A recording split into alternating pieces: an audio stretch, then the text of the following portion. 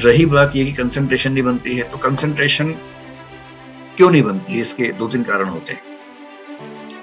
Concentration ना बनने की एक वजह है कि आपको रुचि नहीं आ रही है उस चीज में। जैसे मैं ऐसे बहुत बच्चों से मिलता हूँ, बोलते हैं कि हमारा ध्यान कमजोर है, हमारी कंसंट्रेशन पावर ही कमजोर है, हम कंसंट्रेट कर नहीं पाते हैं। तो फिर मैं उनसे पूछता हूँ कि ये बताओ कि कुछ खेलते वेलते हो कि नहीं? तो सब खेलते हैं, क्रिकेट भी खेलते हैं, वीडियो गेम भी खेलते हैं।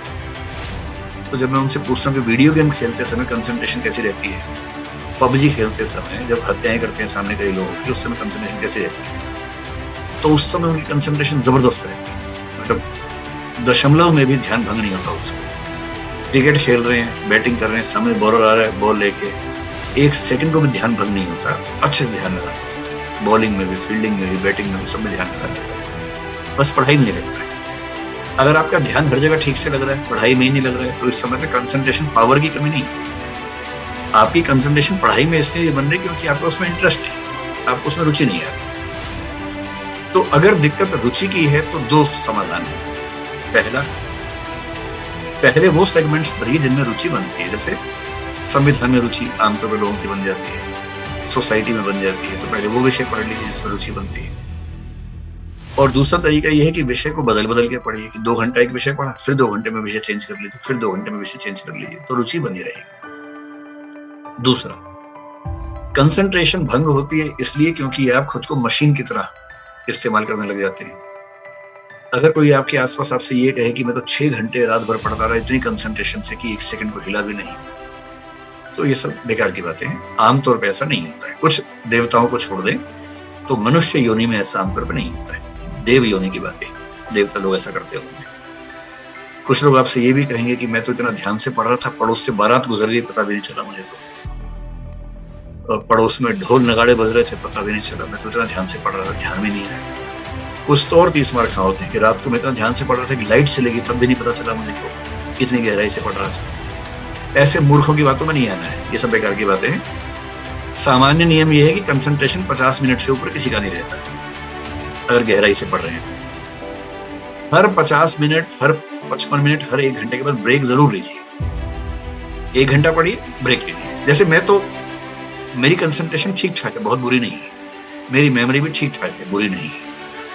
मैं आज भी पढ़ता हूँ, आपको मतलब मैं चैलेंज कर सकता हूँ कि मैं आज भी लगभग आप सबसे ज्यादा ही पढ़ता हूँ, क्योंकि मैं जिस दिन 8-9 घंटे ना पढ़ लूँ तो मुझे लगता है कि मेरा पूरा दिन खराब हो। मुझे पढ़ने का इतना शौक है, मुझे एग्जाम नहीं देना है, मुझे पढ़ने का शौक है, इसलिए पढ़ता हूँ।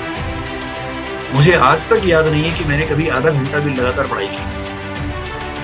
डूब के पढ़ता हूँ, लेकिन जैसे ही आधा घंटा खत्म होता है मुझे ब्रेक चाहिए, कम से कम 2 मिनट। ब्रेक का मतलब क्या, उठ गए, पानी पी लिया, ऐसे ही घर में कोई बच्चा है तो उसी को थोड़ा छेड़ लिया, थोड़ा चोटी काट दी, थोड़ा मजाक कर लिया, कुछ कर लिया, और कुछ नहीं तो फोन में वीडियो गेम खेल ली। मैं भी एक वीडियो गेम सिंपल से खेलता रहता हूँ, जिससे मेरा टाइम वो 2 मिनट में खत्म हो जाती है।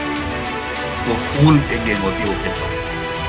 तो हर आधे 1 घंटे में एक वीडियो गेम खेली 2 मिनट की, या किसी को परेशान कर लिया, थोड़ा हंसी मजाक कर लिया, या पानी ही पी लिया कम से कम उठ के।